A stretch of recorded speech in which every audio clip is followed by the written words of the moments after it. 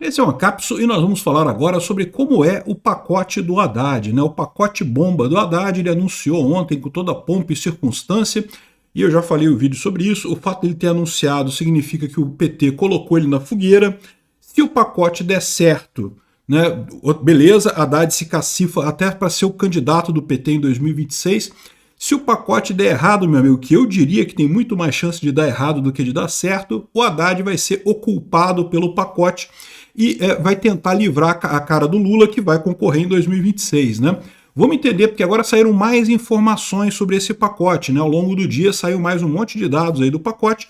Vamos entender o que tem nesse pacote no final das contas, o que são assim, esses impostos e coisa e tal. Porque, como eu falei para vocês, né, todo mundo esperava um pacote de corte de gastos. Teve algum corte de gasto? Teve alguns cortes de gasto. Teve até um corte de gasto que eu gostei muito, que é a diminuição do salário mínimo, né? O Lula decidiu que o salário mínimo vai subir menos. E vocês sabem, a minha opinião é que o salário mínimo é ruim para o trabalhador. Então, que bom que o trabalho mínimo, que o salário mínimo está diminuindo. Vamos entender essa história aqui. Essa notícia foi sugerida por Fiat Maré, a bomba brasileira, Trimundial e várias outras pessoas. Obrigado aí ao pessoal que sugeriu notícias lá no nosso site, no visãolibertaria.com. E obrigado a você que está assistindo o nosso vídeo. Se você gosta do nosso conteúdo, por favor, deixe o seu like, se inscreva aqui no canal, né? Então vamos lá, tem uma descrição aqui feita pelo Paulo Pimenta, na verdade, né? Eu não sei quem foi que descreveu aqui, Rui Costa. A Simone Tebet e o Rui Costa fizeram um esclarecimento do que seria esse pacote que o Haddad anunciou na televisão ontem, né? O Haddad é o dono do pacote bomba, mas aí o pessoal deu a descrição do que está aí nessa história, né? Então vamos lá.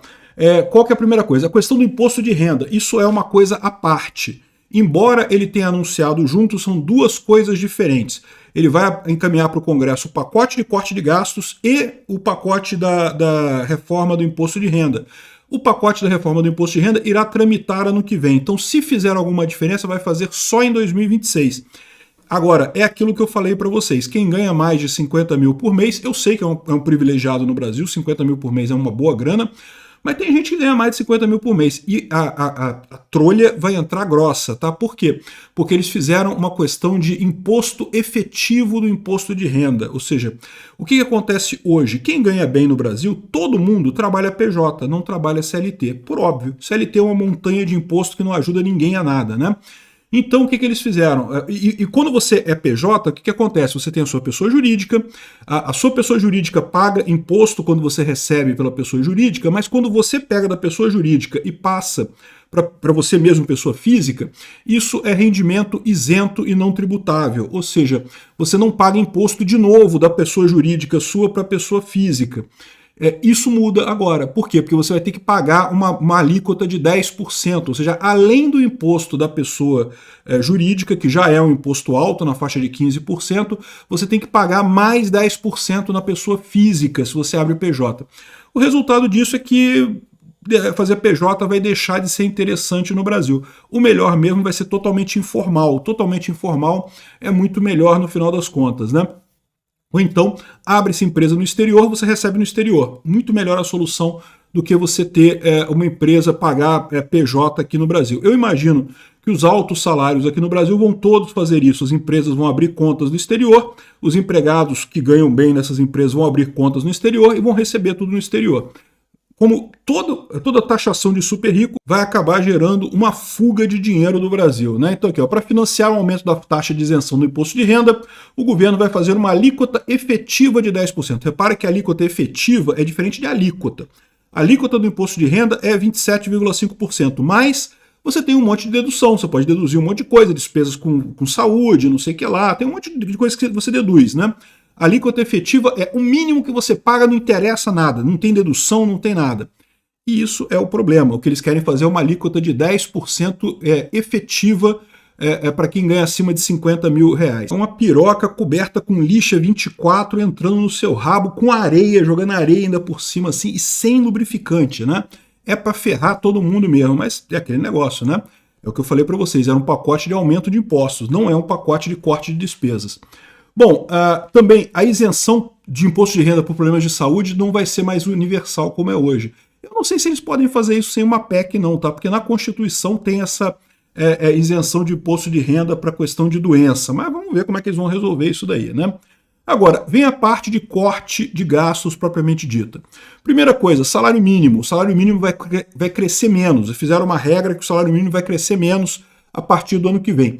Acho isso ótimo. O salário mínimo prejudica o trabalhador. Se você quer entender por quê, vai lá no meu vídeo, lá no Ancapsu Classic. Salário mínimo ajuda o trabalhador? Não, não ajuda. Eu explico lá no vídeo. Então é só procurar esse vídeo que se chama Salário Mínimo Ajuda o Trabalhador, lá no Ancapsu Classic.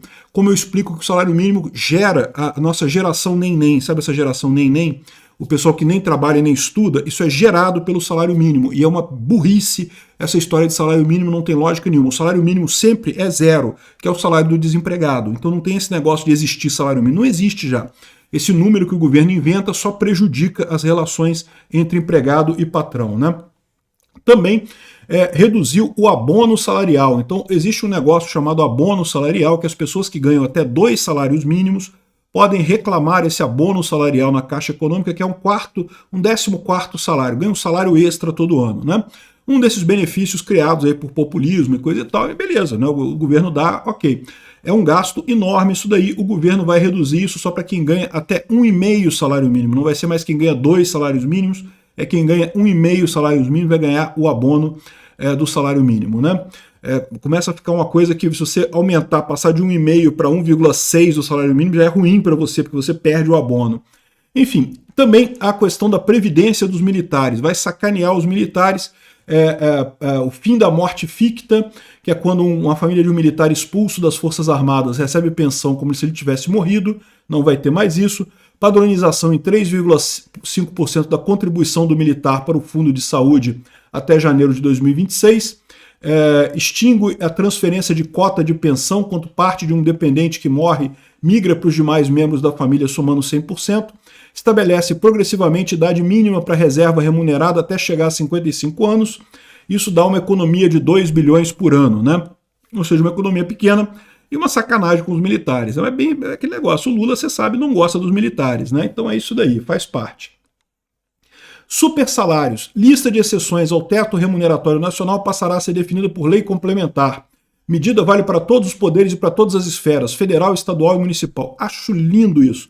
Já falei com você. Isso já existe, tá? Ele está fazendo mais uma lei limitando os salários do pessoal e é mais uma lei que não vai funcionar, porque vai acontecer aquilo que eu falei, o pessoal afetado vai entrar na justiça, a justiça vai dar ganho de causa para esse pessoal, porque os próprios juízes ganham coisas além do teto salarial, então ninguém vai dar, então esquece essa porra de super salário, porque vai continuar ganhando super salário do mesmo jeito. Lindo ter esse negócio aqui, mas se eles acham que vai reduzir alguma coisa, pode tirar o cavalinho da chuva, né?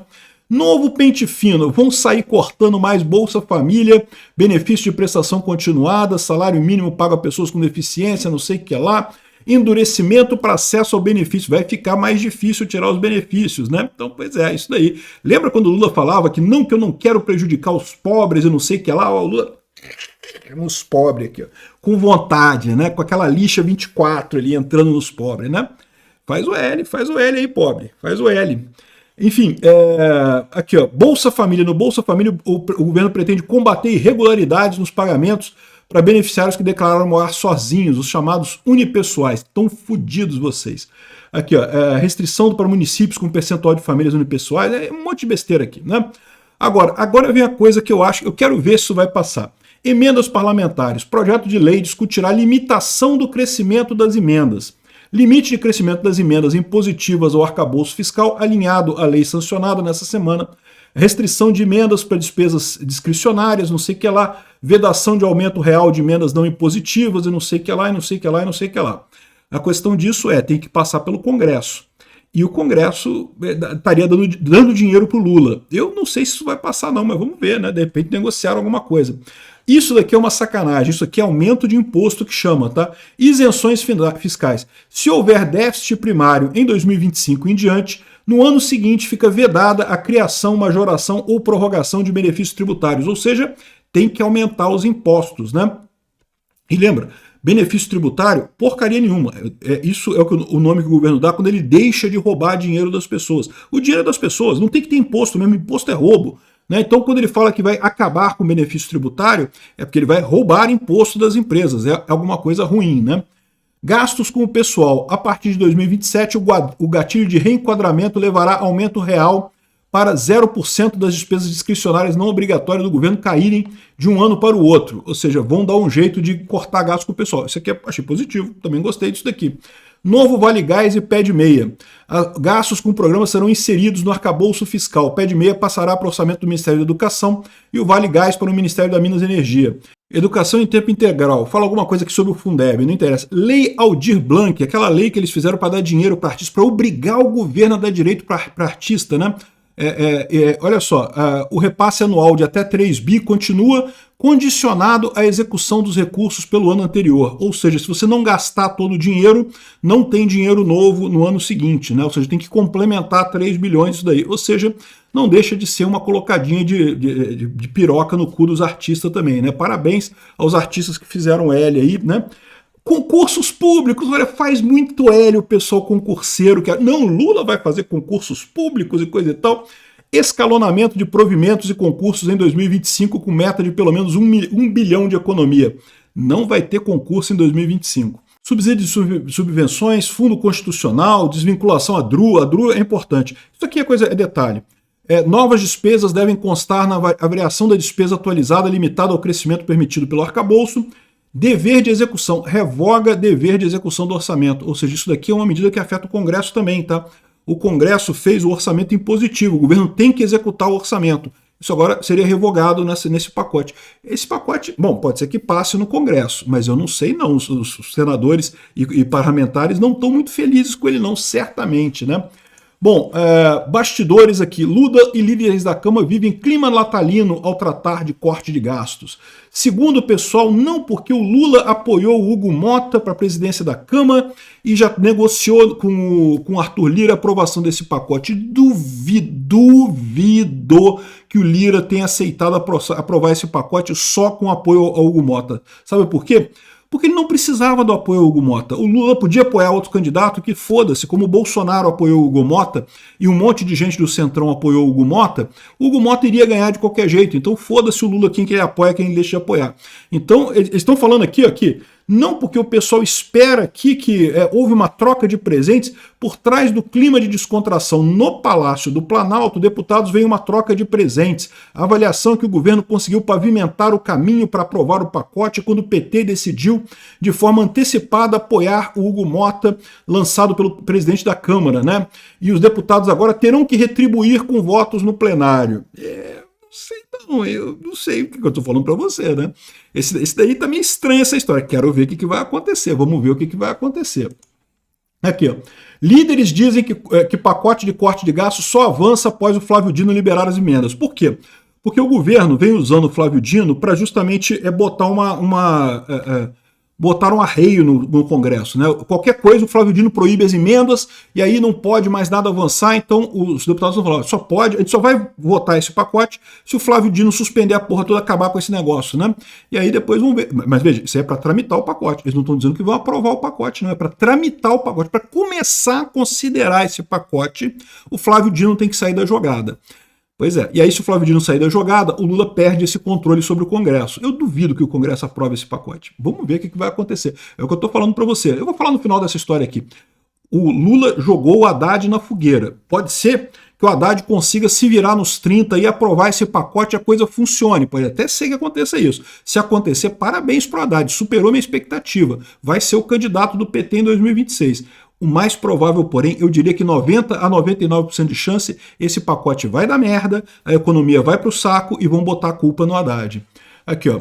Pacote fiscal vai gerar economia de 62% do valor estimado pelo governo, diz Felipe Salto. Então, o pessoal de fora, fazendo a conta, né, pegou essas medidas todas aqui, vamos ver quanto é que isso aqui realmente vai cortar de despesa, né? O governo falou que vai cortar 70 bilhões. O pessoal está dizendo que não, é 62% disso, ou seja, pouco mais de 43 bilhões. Seria 19 bilhões no primeiro ano e 25 bilhões no segundo ano. Seria essa a conta que ele fez aqui, o que é muito pouco. O Salto também afirma que o sequestro do protagonismo do plano de contenção de gastos pela agenda de isenção do imposto de renda foi um tiro no pé e ofuscou os efeitos positivos do pacote, né? Como eu mostrei no pacote, tem algum corte de gastos. Tem muito mais aumento de imposto do que corte de gastos, mas tem algum corte de gastos ali. A questão é que aí botaram esse negócio da reforma do imposto de renda, que confundiu muito mais o pessoal, né? Aqui, ó. Pacote do governo decepciona gestores que esperam piora. Ativos no Brasil vão sofrer. Não só os ativos por conta da gastança do Lula, que deve trazer inflação, mas também os ativos porque vai começar milionário querer se livrar de coisa no Brasil por conta de que vai ter imposto sobre os muito ricos, né? Aí tu já viu a merda, né? 10% de alíquota efetiva é caro pra cacete. Aqui, ó, o pacote anunciado por Haddad impõe um grande teste para o governo. O grande teste das medidas anunciadas pelo ministro da Fazenda será a evolução da dívida pública. Eu discordo dele aqui. Eu acho que o primeiro teste vai ser a aprovação no Congresso. Dificilmente isso vai ser aprovado. Evolução da dívida pública, isso não vai conseguir nem fazer cosquinha, porque já não tem o corte que seria necessário no final das contas, já está um governo desacreditado, isso não vai passar no Congresso, ou seja, eu acho que não vai ser muito pior do que eles estão falando aqui, mas é um teste para o governo. E o Lula sabe que é um teste que eles podem falhar. Por isso que ele fez o Haddad anunciar a coisa. Se o Lula achasse que essa coisa ia passar, o próprio Lula tinha anunciado. O Lula não anunciou essa parada porque ele sabe que não vai passar esse troço, que vai dar merda, e aí ele vai botar a culpa no Haddad, né? Aqui, ó. Centrão discorda do governo e vê erro no anúncio da isenção do imposto de renda. Lembra que eu falei para vocês? O Haddad queria fazer só o corte de despesa. O negócio do imposto de renda fica para depois. O governo Lula quis botar as duas coisas juntas exatamente para sabotar o Haddad. O governo Lula está querendo rifar o Haddad, a verdade é essa, né? E acabaram fazendo isso, e agora gerou um problema muito maior, né? Aqui, ó, a isenção de IR não está no pacote fiscal e valerá apenas para 2026, e olhe lá, se valer algum dia, né? Imposto de 10% efetivo será cobrado de quem ganha mais de 1 milhão, né? Mas aí que tá, né? O que eles falam aqui é que pouco mais de 100 mil super ricos devem ser taxados com a nova regra. Mas é o que eu lembro sempre para vocês. Lembra dessa história. 100 mil super ricos vão ser taxados com 10%, quem ganha mais de 1 milhão por ano. Mas quem ganha 600 mil por ano, ganha acima de 50 mil, já vai ser taxado com uma alíquota também. Porque é aquilo que eu falo para vocês, eles fixam esses valores em valor específico. Então, com o tempo, com a inflação, isso acaba atingindo as faixas mais baixas de renda, né? É isso que vai acontecer. Começa como imposto super rico. O imposto de renda no Brasil começou como uma coisa só para rico. Só rico pagava imposto de renda no Brasil. Hoje em dia, salário mínimo paga imposto, 2 salários pagam imposto no Brasil, imposto de renda. E a mesma coisa vai acontecer com esse imposto sobre os mais ricos aqui, os super ricos. É sempre essa história. E lembra esse papo, né? Os super ricos abandonam a Noruega em massa depois do aumento. A Califórnia também teve efeitos negativos com o imposto sobre super ricos. Isso deve acontecer no Brasil também, se essa coisa for aprovada, que eu acho muito pouco provável no final das contas. Mas o que vai acontecer? O que aconteceu na Califórnia aconteceu na Noruega também. Os países inventaram um negócio que você está saindo do país, você tem que pagar o imposto sobre o seu patrimônio. Então eu aviso para você que tem dinheiro aqui no Brasil que ganha mais de 50 mil por mês. Mete o pé daqui enquanto é tempo, porque quanto mais tempo você ficar aqui, vai ser mais difícil para você sair depois, né? O caminho é meter o pé do Brasil para todo mundo no final das contas. Um país que elege Lula não tem salvação. Obrigado por assistir o vídeo até o final. Além de curtir, compartilhar e se inscrever no canal, considere se tornar patrocinador com valores a partir de R$ 1,99. Clique no botão Seja Membro abaixo para saber as condições e vantagens de patrocinar o canal. Mais informações sobre o nosso projeto, visite nossos sites indicados na tela.